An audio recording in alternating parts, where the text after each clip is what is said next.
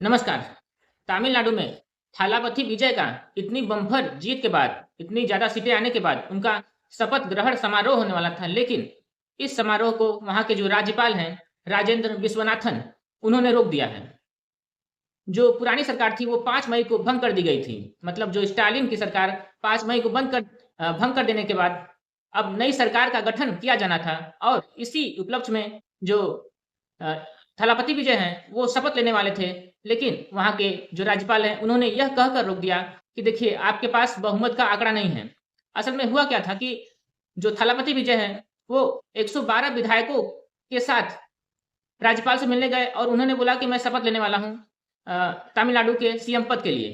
तो 112 विधायक की वजह से जो वहाँ के राज्यपाल हैं, उन्होंने कहा नहीं, आप नहीं ले सकते क्योंकि आपके पास बहुमत नहीं है। तमिलनाडु में बहुमत के लिए 118 विधायकों की ज़रूरत है और थलापति विजय के पास 112 विधायक ही थे। जो तमिलनाडु में विधानसभा की सीट है, वो 234 सीट है, जिसमें से 118 बहुमत के लिए ज़रूरी है। और 112 देखिए, टीवीके जो है 108 सीटों के साथ ये जीती है, लेकिन थलापति विजय जो हैं, वो 2 सीटों से लड़े थे, तो 1 सीट को उन्हें छोड़ना पड़ा था। कुल मिला के टीवीके जो थलापति विजय की पार्टी है, उसके पास 107 सीटें थी और 5 सीट कांग्रेस की तरफ से थलापति विजय को दिया गया। मतलब गठबंधन में कांग्रेस और थलापति विजय जो पार्टी है, वो आने के बाद 112 विधायक हो रहे थे और इसी के साथ थलापति विजय गए थे राज्यपाल के पास, लेकिन राज्यपाल ने मना कर दिया।